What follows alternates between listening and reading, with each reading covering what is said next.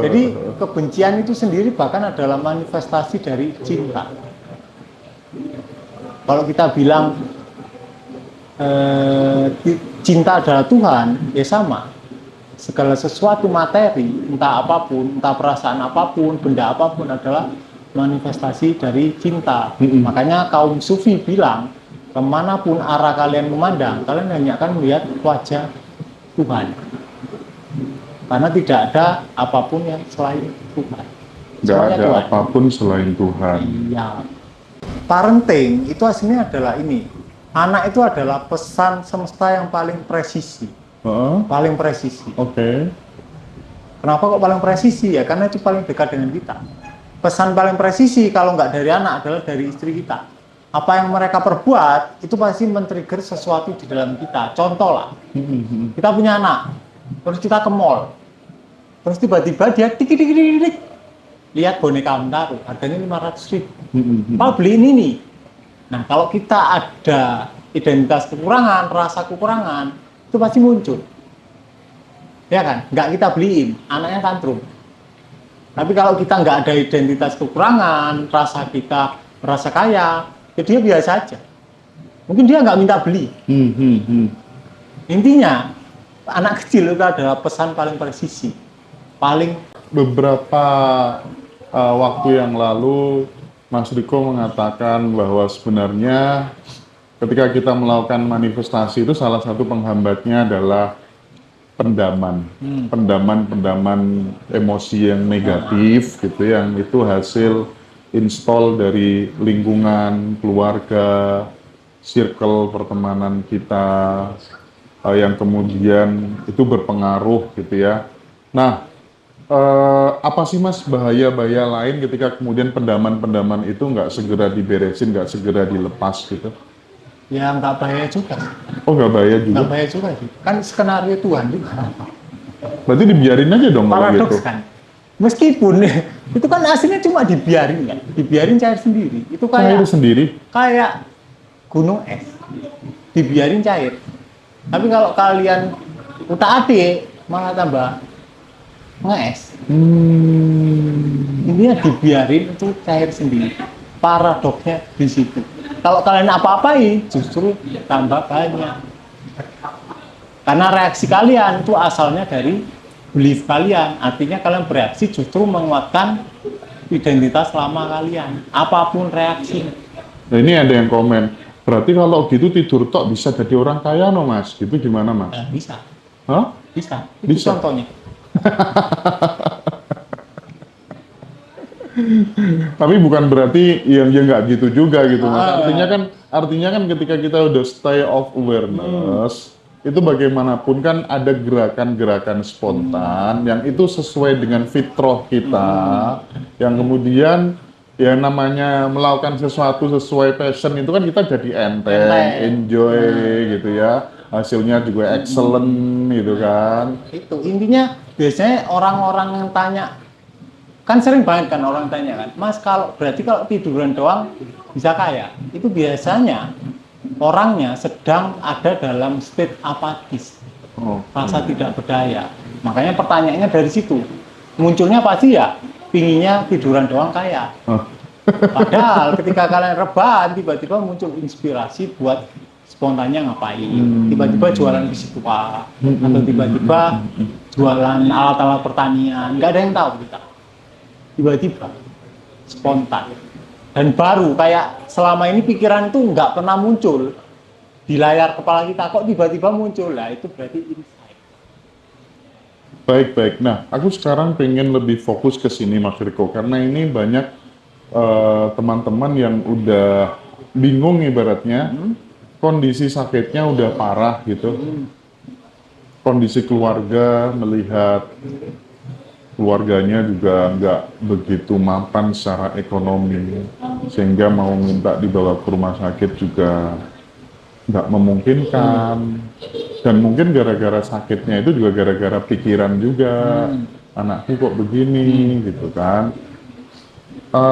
Mas Riko kan beberapa kali memberikan opsi untuk kemudian pasrah total. Tapi itu ternyata pasrah total itu nggak semua orang bisa melakukan. Apalagi kalau kemudian sorry ya, jarang kemudian mengasah atau menerima pencerahan seperti ini, jarang. Lah itu gimana tekniknya untuk orang-orang yang ya mohon maaf yang jarang belajar, kita ngasih taunya gimana biar bisa pasrah total gitu. Jadi gini, kayak skenario sakit, skenario lagi nggak punya uang, kejerat hutang, itu layaknya kayak kita sedang naik perahu, ngikutin arus, terus ketemu suasana lingkungan yang jelek. Kira-kira kalau kita ngikutin arus terus, suasana jelek itu akan bertahan selamanya nggak? Nggak. Tapi ketika kita melawan arus dengan gaya yang sama-sama arusnya, misal arusnya anggaplah 5 Newton lah, 5 km per jam. Terus kita melawannya juga 5 km per jam. Nah, yang bikin suasana jelek itu stay kira-kira apa? Perlawanan kita. Tapi kalau kita nggak ngelawan sama sekali, ya itu selesai, bentar. Selesai. Ya Allah. Tapi yang bikin itu stuck itu adalah perlawanan kita karena kita melawan arus. Akhirnya suasananya ya kelihatannya itu aja. Karena kalian melawan arus dengan jumlah energi yang sama. Kalaupun kalian melawan arus itu jumlah energinya lebih besar, artinya misal arusnya 5 km per jam, kalian melawannya 10 km per jam. Mau sampai kapan kalian melawan arus? Kan ada momen kalian capek nih. Kalian tetap akan terbawa arus ke suasana yang tadi kalian hindari. Berarti bawa pasien ke rumah sakit melawan arus dong? Bisa jadi ya, bisa jadi enggak. Yang enggak gimana? Yang enggak itu ketika misal Mas Hendra sakit nih. Terus muncul pikirannya itu takut, disertai emosi takut. Yeah. Nah, ini mendorong gerakan minum obat atau ke rumah sakit. Gitu. Tapi ketika pikiran ini takut, aku lagi mati piye, perasaanku nggak enak, ini disadari, terus perasaannya hilang, pikirannya hilang, kosong. Tapi dari kekosongan itu muncul tiba-tiba spontanitas minum obat, nggak ada masalah, nggak lari lagi. Sama kayak gini lah, misal Mas Hendra lagi penat nih, aku stres rek, tak ngomong nang Mas Tayyip, tak ngerokok sih di Jopo. Kira-kira sampean ngerokok itu bener-bener ngerasain nggak? Enggak. Iya kan? Lari kan? Tapi ketika penatnya ini udah disadari, kosong, tiba-tiba sampean ngerokok, rasanya beda. Enak. Karena rokok yang awalnya buat pelarian, sekarang buat sampean perayaan. Bedanya ada di situ. Jadi cukup disadari, cukup diterima, cukup diikuti tarian semesta ini mau bagaimana gitu kira-kira ya. Jadi aktivitas yang sama itu bisa jadi pelarian, bisa jadi perayaan, tergantung kalian masing-masing. Tergantung bagaimana tayangan pikiran dan perasaanmu gitu kira-kira ya. Tergantung kalian melawan nggak, itu doang. Itu guys yang harus diperhatikan untuk saudara-saudara kita yang lagi sakit parah gitu ya. Ini jawabannya keren banget gitu. Dan selama ini dari kasus-kasus yang pernah dialami oleh sahabat atau orang terdekatnya Mas Riko, teknik itu cukup ampuh gitu ya. Sakit yang parah justru sembuh dengan cepat gitu. Ya wis Bu, mati yo ben ngono ya. Nah, baru dari situ beliau paham. Oh ya wis. Jadi secara dia nggak berusaha pasrah tapi pasrah dengan sendirinya. Selesai. Iya. Oke deh, oke. Asik ini, sumpah ya. Asik ya Mbak Nita ya. Keren ya. Ya teman-teman ada yang mau tanya nggak buat Mas Riko? Aku seneng banget malam ini. Istimewa, sumpah. Entah kasusnya hutang juga kan gitu. Ya udah ya tinggal dialami. Semuanya hanya sementara. Iya.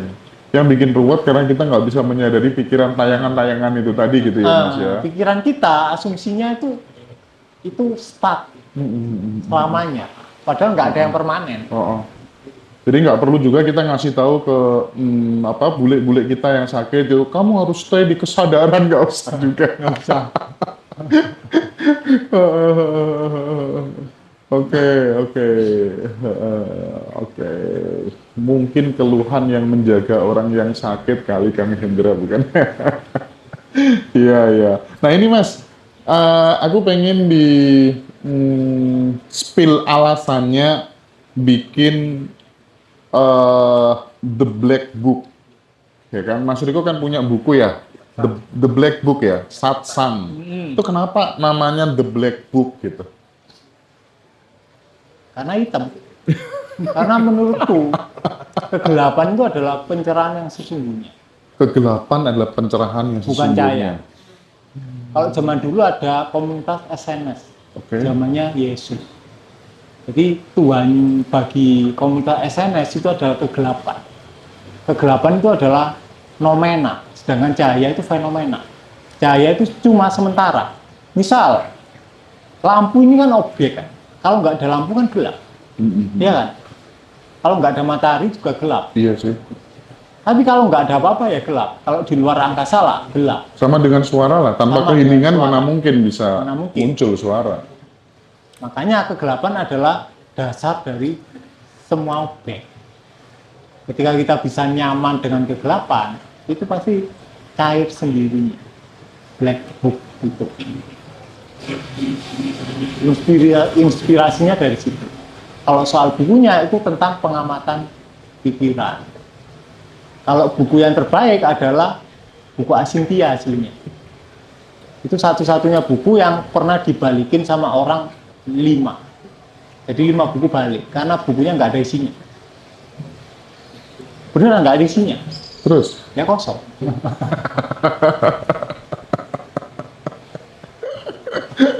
aduh, Mas Riko, ada yang tanya Mas Riko, Mas Fendi ini tanya nih, kalau mirroring sampai muntah-muntah dan nggak kuat berdiri, kenapa ya Om gitu?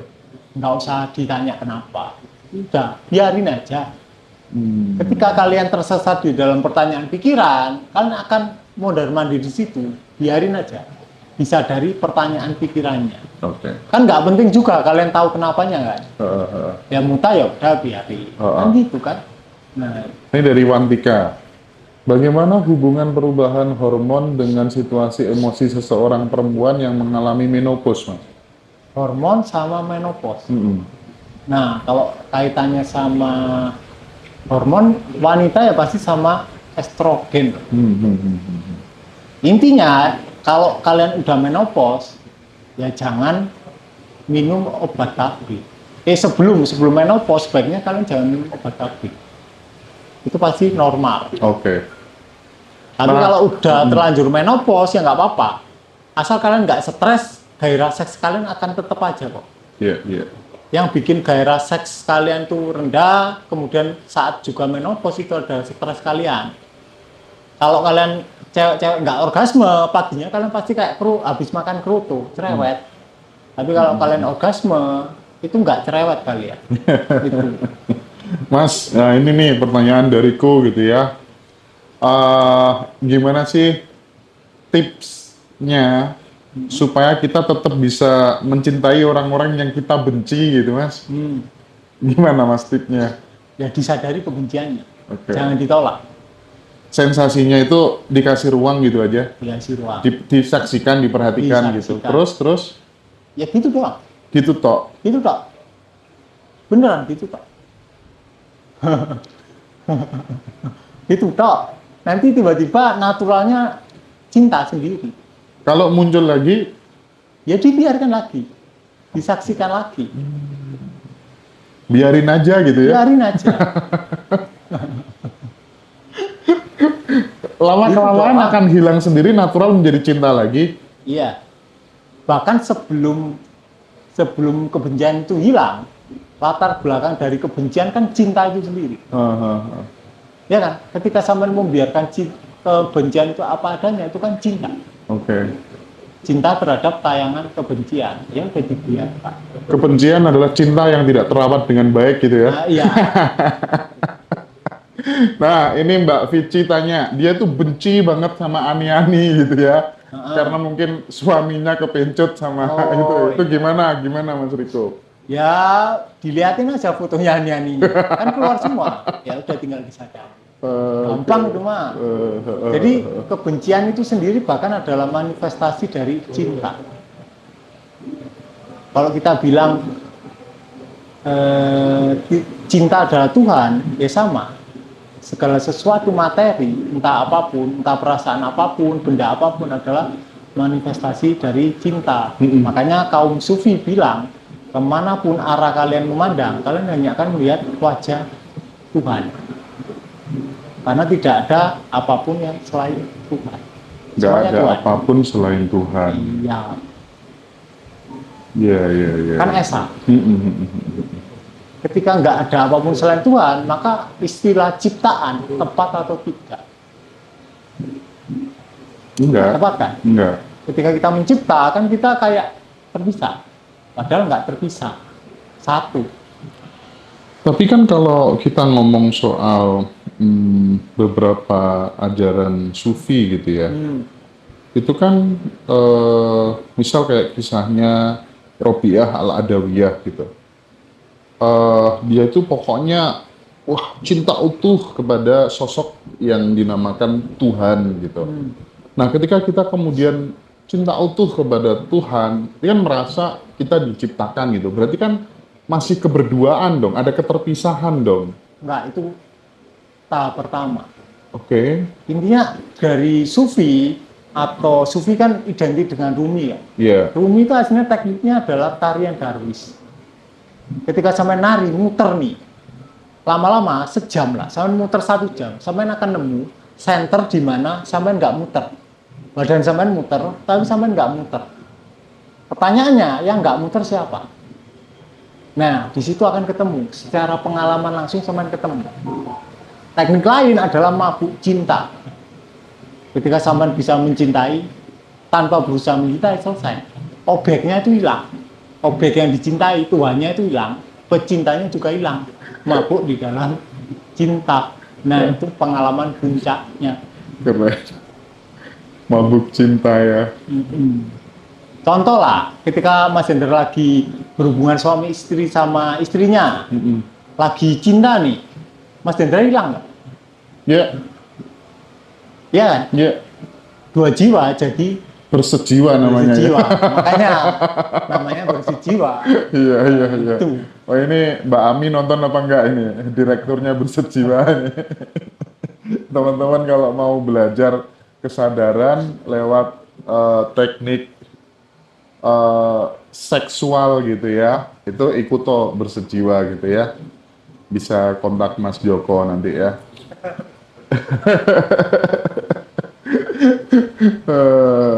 Mahesa Saputra, gimana cara memulihkan mati rasa sama pasangan? Ya disadari mati rasanya. Ketika kalian membiarkan mati rasanya, itu mulai tersibak nih rasa-rasa yang lain. Oh ternyata di balik mati rasa, aku melawan kebencianku sendiri terhadap pasanganku. Biasanya itu. Mbak Ami hadir nih. Bisa mati rasa karena kita terlalu melawan kebencian kita dan kekesalan kita. Mbak Ami, kon niku kudu ndang rabi nang cepet, gawat kan itu direktur bersejiwa orang nang rabi kok gak opo iku rek. Golekno Mas Hendra. Oke deh. Aku pengen spill sedikit ya teman-teman semuanya terkait dengan workshop Letting In. Percaya penuh pada semesta. Kita nanti akan praktek di situ banyak teknik agar terbebas dari pola atau kejadian berulang dan emosi dalam 5 menit. Apa aja? Trauma, depresi, marah dan kesedihan, rasa bersalah dan apatis, sering kena tipu. Nah, sering kena tipu Om atau Mas Riko. Kalau aku tuh bukan kena tipu sih, tapi sampai sekarang sih Mas, kadang kalau punya barang bagus gitu ya, pokoknya gampang, misal kayak mobil, gampang lecet lah, gampang kena inilah, lagi-lagi apa sih tips yang paling top gitu kira-kira? Ya disadari. Disadari. Kesalnya disadari. Nanti ada momen ketika mobil sampai lecet, sampai malah bahagia. Nah itu biasanya nggak lecet lagi. Oh gitu atau ya? tiba-tiba sama dapat mobil baru. Oke. Nah tadi ya teman-teman ya, trauma, depresi, marah dan kesedihan, rasa bersalah, apatis, itu nanti diberesin semua dalam 5 menit. Sering kena tipu, pola berulang ini ya, ketika usaha sama teman-teman dikhianati, asmara selalu gagal. Ini cocok juga Om Joko buat teman-teman yang belum dapat jodoh ya. Oh iya. Iya, Ini ada banyak. Ya, terus bisnis naik turun kayak yoyo itu nanti juga ada solusinya di sini ya. Shifting ke berlimpahan itu gimana Mas Riko? Stay di ruang kesadaran. Stay di dalam kesadaran. Ya, Jadi kita nggak akan menjadi orang yang merasa kekurangan lagi. enggak. Ketika sama ada di sini, sama merasa ada yang kurang. Iya nggak ada Nggak sih, ada. nggak ada. Kabar baiknya, ketika sama bisa stay 24 jam, ya sama akan tayangannya akan mengikuti. Tapi ngomong-ngomong kalau misalnya kita ngomong soal hadir di sini saat ini gitu, kita bisa merayakan sakit gigi nggak sih kira-kira? Ya bisa, Bisa ya? bisa. Gimana? Ya disadari, dibiarkan sakit giginya. Dibiarkan, diakui kalau lagi sakit, disaksikan, dicintai. Itu kan perayaan. Bahkan sakit gigi pun bisa dirayakan Bisa ya ketika dirayakan. kita. Oke. Iya, jadi teman-teman hadir di sini saat ini itu relate banget dengan apa yang selama ini sering disampaikan sama Mas Riko, dan kalau bagiku secara pribadi sih jujur sangat berdampak positif gitu ya. Ini pengakuan pribadiku sih begitu gitu ya. Kemudian praktek peripheral dan letting in untuk bisnis, penyembuhan dan parenting. Kenapa bisa untuk penyembuhan juga dan parenting, Mas? Gimana penjelasannya? Nah, parenting itu aslinya adalah ini. Anak itu adalah pesan semesta yang paling presisi. Heeh, Paling presisi. oke. Kenapa kok paling presisi? Ya karena itu paling dekat dengan kita. Pesan paling presisi kalau nggak dari anak adalah dari istri kita. Apa yang mereka perbuat itu pasti men-trigger sesuatu di dalam kita. Contoh lah, kita punya anak, terus kita ke mall, terus tiba-tiba dia tik, lihat boneka Hamtaro, harganya 500.000. Pak beliin ini. Nah kalau kita ada identitas kekurangan, rasa kekurangan, itu pasti muncul. Ya kan? Nggak kita beliin, anaknya tantrum. Tapi kalau kita nggak ada identitas kekurangan, rasa kita merasa kaya, ya dia biasa aja. Mungkin dia nggak minta beli. Intinya, anak kecil itu adalah pesan paling presisi. Paling presisi. Nah, perlu kalian sadari, kalau anak kalian waktu kalian ajak ke mall, dia sering tantrum gara-gara minta, berarti ada pendaman sesuatu di dalam diri kalian. Entah kekurangan, entah apa. Kalau kalian ada pendaman kemarahan, pasti anak kalian akan sangat sering memicu kemarahan kalian. Makanya kalian malas di rumah, akhirnya kerja sampai malam. Gitu. Intinya anak paling presisi. Jangan dijauhi. Dekatkan diri kalian dengan anak. Biar sekalian. Oke. Nah, di samping itu teman-teman, fasilitas lain teman-teman akan mendapatkan akses rekaman webinar, kemudian bonus video 3 teknik peripheral, grup alumni yang sangat aktif. Nah, ini grup alumni yang sangat aktif ini selama ini dari yang diadakan di Ngaji Roso, yang paling oke memang Mas Riko ya. Jadi aku menyaksikan sendiri, aku melihat sendiri, dan ada juga nanti webinar alumni ya teman-teman. Nah, mungkin Mas Riko, teman-teman ini masih banyak yang tabu tentang Mas Riko kan ngisi acara di Bersejiwa. Nah, itu bisa dijelasin nggak sih ke teman-teman semuanya supaya bisa belajar kesadaran lewat hubungan suami istri gitu. Nah, Mbak Ami, karena aku udah promosi, nge-give-nya Mawar, itu kebacut namanya ya. Nah, silakan Mas Riko. Jadi gini, keheningan atau pencerahan atau kekosongan atau kesadaran itu ibaratnya ruang Oke. yang pintunya banyak atau bahkan aslinya nggak ada pintunya. Jadi kita bisa masuk lewat mana aja. Istilahnya itu juga bukan masuk, karena di dalamnya. Jadi mau kita lewat jalur seks atau lewat jalur effortless atau pasrah atau meditasi sama aslinya. Asal caranya tepat. Kalaupun kalian belajar letting in, peripheralnya udah bisa lama, seks kalian akan baik sendiri. Atau lewat cara yang lain bisa, seks kalian baik, kalian mengalami fale, tiba-tiba kalian bisa peripheral. Jadi sama. Caranya itu adalah beda cara, tapi ruang yang kalian alami akan sama. Nah, kenapa kok jalur seks ini paling gampang? Karena kita lahir lewat seks. Nggak mungkin. Misal Mas Hendra sama istrinya main Mobile Legends atau main Winning Eleven lah, zaman dulu kan ya. Terus Mas Hendra ngegolin, tiba-tiba istrinya hamil. Nggak mungkin. Ya nggak mungkin. Masa anaknya di-download lewat Play Store? Iya. Ya, nggak mungkin. Pasti lewat hubungan seks. Aku Artinya, inget Winning Eleven jadi tawa karena waktu mudaku tak habisin ke situ. iya ya. kan? Nah, itu. Iya, Nah. iya, iya. Artinya ketika kita lahirnya lewat seks, berarti aslinya, berarti kan diploid kan? Artinya sel seks bertemu sel seks, haploid bertemu haploid, N sama N gabung menjadi embrio, diploid, kemudian terus diferensiasi, spesialisasi menjadi berbagai macam organ dan jaringan. Kemudian fungsinya seperti manusia sekarang. Kalau kita telah lebih jauh, lebih dalam, berarti tubuhnya Mas Hendra aslinya adalah sel seks. Semuanya. Mau itu mata itu aslinya juga sel seks. Oke. Mau itu bibir sel seks. Berarti ketika Mas Hendra melawan seksualitasnya, Mas Hendra sedang melawan arus. Makanya ketika kalian tidak melawan seksualitas kalian, itu ibaratnya kalian nggak melawan arus kehidupan lagi. Makanya paling gampang itu lewat jalur seksual. Karena nggak ada satupun orang di dunia ini yang nggak suka seks. Kecuali mereka trauma seks. Beda. Kalau trauma seks ya dibenerin dulu. Gampang gitu. Tapi ada teman-teman yang masih bingung, belum paham tentang vale. Vale itu apa sih? Setauku parkir mobil itu. Jadi gini, kalau di istilah seksual itu ada istilah jang seks sama seks amatif. Jang seks itu ya seks yang selama ini kita kenal. Oke. Seks yang berorientasi pada Ejakulasi. dan kenikmatan. Oke. Ada jenis seks lain nih yang orientasinya kepada cinta.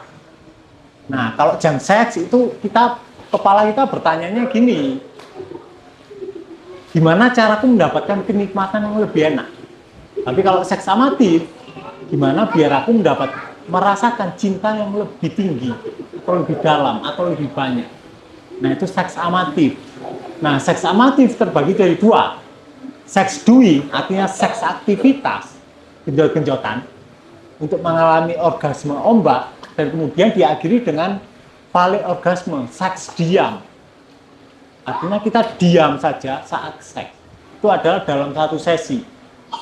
Jadi seks doing-nya untuk menggenerator energi, untuk menciptakan energi, atau paham. mengalirkan energi, dan kemudian valenya adalah stay. Kita lebih gampang hening ketika energi kita berlimpah. Itu poinnya. Tapi nggak orgasme. Orgasmenya kita ajari jenis orgasme yang lain, yang tidak mempengaruhi dopamin crash. Karena kalau dopamin crash ya energi kalian low.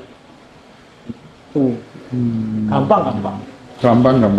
Ikut aja ya teman-teman, daftar aja, ikut bersedia gitu. Tapi ada garansi nggak Mas? Misalnya gini ya, dia tujuannya, motifnya ikut bersedia itu adalah supaya durasinya lebih panjang. Ketika kemudian sudah menerapkan treatment atau kemudian hal-hal yang diajarkan oleh Mas Riko di Bersejiwa, itu apakah pasti durasi yang sebentar bisa berubah menjadi lama? Pasti atau ada pengecualian? Pasti. Asal Pasti. prakteknya benar. Sekarang ginilah. Orang itu pasti berdurasi lama kalau dia mencintai istrinya. Ya kan? Kalau nggak ada pendaman. Tapi ketika dia ada pendaman terkait istrinya, kemudian dia seks, dia akan mendekati seks dari tubuh yang tegang. Otomatis dia cepat ejakulasi, karena tubuh yang tegang identik dengan sistem saraf otonom simpatik, saraf untuk bertahan hidup. Kita nge-seks kayak dikejar hewan buas, otomatis ejakulasinya cepat. Nah, kalau kita nggak ada pendaman, kita rileks nih, bersetubuhnya rileks, otomatis sistem saraf otonom yang aktif adalah sistem saraf parasimpatik, otomatis ejakulasinya lama, bahkan nggak akan ejakulasi, karena dasarnya cinta. Makanya yang paling penting adalah harmonisasi hubungan antara dua belah pihak. Karena contoh gini lah, orang menikah itu kan menyatukan dua latar belakang yang beda. Oke. Contoh lah, Ada yang Om Joko lah, Om Joko misal adalah keluarga tentara. Ya kan, aturannya ketat nih, dari kecil ketat nih. Istrinya keluarga musisi kebetulan. Dia agak-agak bisa belok lah, agak santai lah. Om Joko dari kecil diajari untuk naruh handuk itu langsung di tempatnya, sehabis mandi. Istrinya enggak. Awal menikah itu oke, biasa aja. Setelah 3 bulan bisa dipastikan istrinya mulai ngomel. Om Jokonya mulai ngomel ke istrinya. Karena adanya perbedaan kebiasaan. Di situ awal-awal mesra, lama-lama mulai nyalain istrinya.